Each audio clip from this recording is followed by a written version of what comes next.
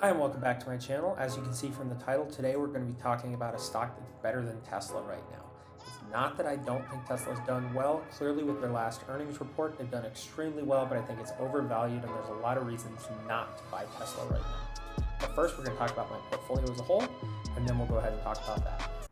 But before that, I want to say thank you. My channel's doubled over the last 30 days, and I even have 250 views on a video, which is insane. So if you enjoy this content, go ahead and subscribe to the channel, like the video, and of course, comment down below what you want to see next. So as we can see, I'm up $20 on the day, not much at all, but definitely in the right direction. Up 2.5% in the last week, but about a week ago, we did see this large drop off of over 1%, or roughly $50 on the month. I'm up 6.84%, which is awesome to see.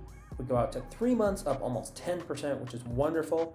Over the last year, up 9.15%. Couldn't be happier with that. And if we look all time, up 9.18%. As we can see, the first couple months of my portfolio, there wasn't much movement at all. But this means that I am at an all-time high, and I am up $302.83 right now, which is terrific. And like I said, I couldn't be happier about that. But first, we'll go ahead and talk about Tesla and why I think it's not a great stock right now. So here I have an article pulled up from MarketWatch. It's an opinion column, but they talk about the perfect combination for Tesla's stock gains. So here you can see the three major points: future fantasies, short selling, and FOMO, or fear of missing out. He says Tesla as an investment is difficult to understand as the company's at the center of competing stories. So basically what they're talking about here is that Tesla has had just a dream month or so. As we know, over the last 6 months, it went from trading at about $195 to the other day trading over $900, and now down under $800. Certainly that is amazing, but I think it's overvalued.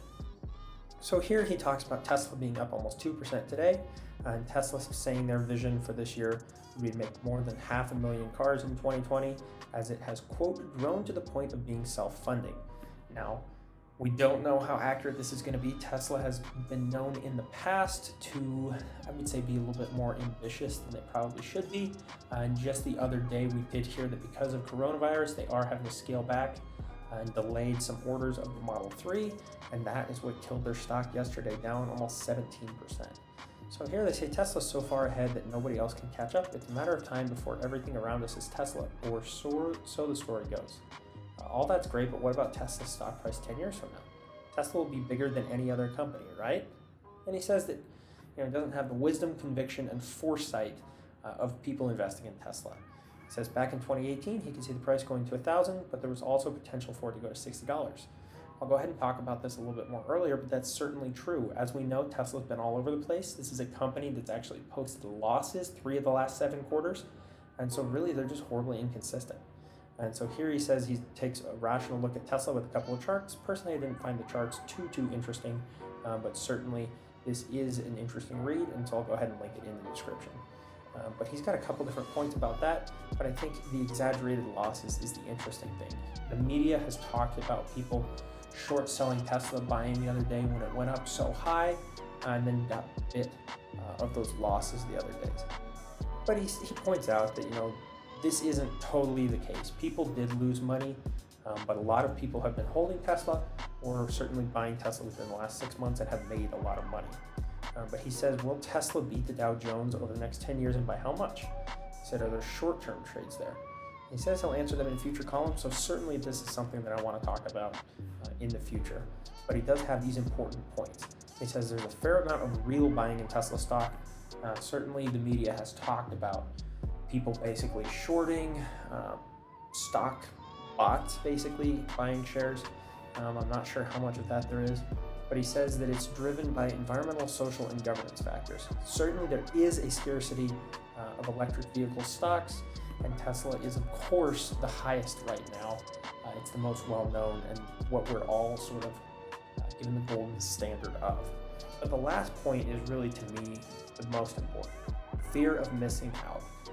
People hear about how well Tesla's doing, they see these huge gains, and they think, I have to get in on that without doing further research into certainly the issues. So we'll take a look at Tesla's stock itself. So as we can see, it's trading for $742 right now, and Robinhood has now said 44% sell rating because a lot of people are feeling the same way that I am, where this is an overvalued stock. Certainly I have been wrong in the past and have felt that Tesla wasn't a great purchase. Clearly I was wrong. That being said, I'm still not confident. There's a whole lot to look forward to at the moment. So as I said, $742 right now. If we look on the week, up $100 or 16%. Over the last month, it's 61%. 3 months, 123%. And over the last year, 136%. But here from this low point in May and June, you can see it was trading at about $179, and it was up over 900 here. Certainly that's for the day, so that's not the most accurate. But there are a couple reasons really that I think Tesla isn't a great purchase. So if we go down and look at their ratings, only a 28% buy rating right now, and to me that seems even a bit high. But here's what I was talking about earlier. Their earnings are all over the place, so we can see Q2 of 2018 down $3 a share. Q1 of 2019 down even more than that. Q2 of 2019, we can see they were down $1 a share. In the last 2 quarters, they've beaten expectations by a fair amount. But I think that the inconsistency is the real issue here. We don't know exactly what Tesla's going to do. And as I mentioned before, they've got a lot on their plate, and there's a lot of different things to look at. So certainly the solar panels, the Tesla solar walls, the cars. They've talked about getting into car insurance. There's just a lot of iffy things here. And again, another great point is that they don't currently pay a dividend. So if the stock does tank, there's really nothing to look forward to. So another stock that I think is going to perform much better is going to be Toyota. Why? Well, Toyota is, I would say, a more popular car for the working class. Now, Tesla has certainly tried to change out of the luxury market with the Model 3 and dropping the prices on different things. But let's be honest, it is a luxury car brand. Toyota has models that are more luxury, and they have models that are more lower end. And I think that when the market turns around, when things aren't going as well, this is certainly a much better stock to have. Of course, dividend up at 2.5% roughly. Any dividend is going to be better than Tesla's non-existent dividend right now. But we can see that Toyota is consistently making money. Basically, Robinhood hasn't set any expectations for them on earnings, but their earnings have consistently been positive, and that's always something great to see. So they're trading for about 144 right now. On the week, we can see they've done fairly well. On the month, 1.25%, not wonderful. If we zoom out to the year, we can see they're up 20, almost 21% on the year. Certainly, this has been pretty indicative of the stock market as a whole. Definitely a reason to look forward to. Now, if we look at 5 years, they haven't been nearly as successful, but again, I think that as the market starts to turn, a company like Toyota is in a much better position than Tesla because of the price point of their vehicle or vehicles, their lineup, and basically numbers-wise, they're producing more vehicles than Tesla by a wide margin. So that's really what I think. But we'll go back to my portfolio. And of course, I have to point out Vivint Solar. It's up to $9.27. We can see my total return is up over $100. This is the first stock I have that has garnered me a over $100 return. Vivint Solar has been up and down, but I've talked about it in many, many different videos. Up 110% on the last year, which is wonderful to see.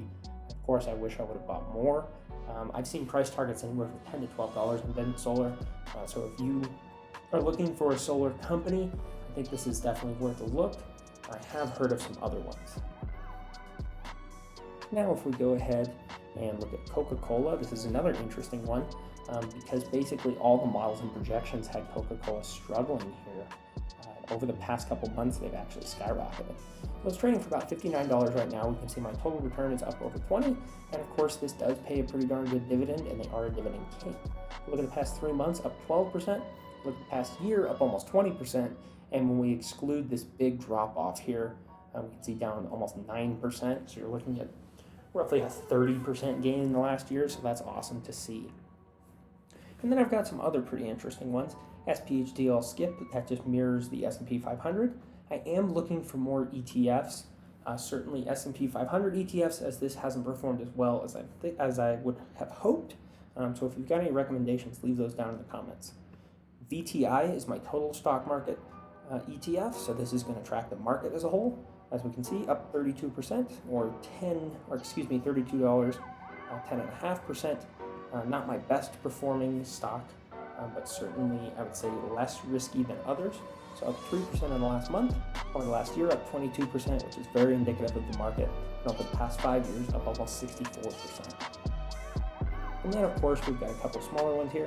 AT&T is a stock that a lot of people buy because of the high dividend, and certainly one that I'm looking at purchasing more of in the future. So I am up only $1.14 on this, but because of those dividends, those numbers are fairly skewed, and I have made much more money than that on AT&T.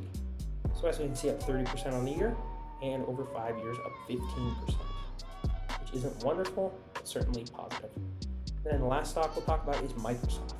I keep coming back to this one because it's done so well for me. Certainly not the most money that I've made on any stock. That being said, it is the largest percentage return, I believe. So up almost 48% on this, or $60. Bought at 124, and it's now trading for 183. Talked about it in many different videos, but I think this is a great purchase for the future. I think it's a company trending in the right direction. A lot of this has to do with their cloud services, Microsoft Azure. I'll definitely do some more research into that if you're interested in purchasing this stock. Up 71% on the year, which is phenomenal. Up 350% over the last 5 years, which is mind-boggling. And of course, before we leave, I do have to talk about Bitcoin. I'm sure some people are going to turn the other way or not like this, but it is something that's a big part of my portfolio currently. I am down $5 on Bitcoin all time, but at one point I was down over 200. So if we go ahead and zoom out, we can see how large these gains have been. For the past week, up 4.6%, past month, up 24%, 3 months, we can start to see this downward dip and then a large increase. Over the last year, up 189%. I just started buying too late, and I'm really a big believer in dollar cost averaging with something like Bitcoin because it is so extreme. So that's why I have lost some money. But over the past 5 years, up 4,000%. It's just absurd. But the big thing to look at here is the quantity, 0.06244 Bitcoin. Makes up almost 17% of my portfolio. But I think that, again, by the end of 2021, this is going to be a fantastic holding to have and something that I'm certainly going to keep on to. My average cost is down below 10,000 at 98.50. And of course, Bitcoin is trading at 9,700. So I'll try to basically decrease my dollar cost average as much as possible. But I believe Bitcoin is going to shoot past that $10,000 mark anytime within the next week or even the next month. So there's a lot to be interested in there. And thank you for watching this entire video. I'll be back with some more content at the end of the week. As I said before, don't forget to like the video, subscribe to the channel, and comment down below what you'd like to see next. Thank you.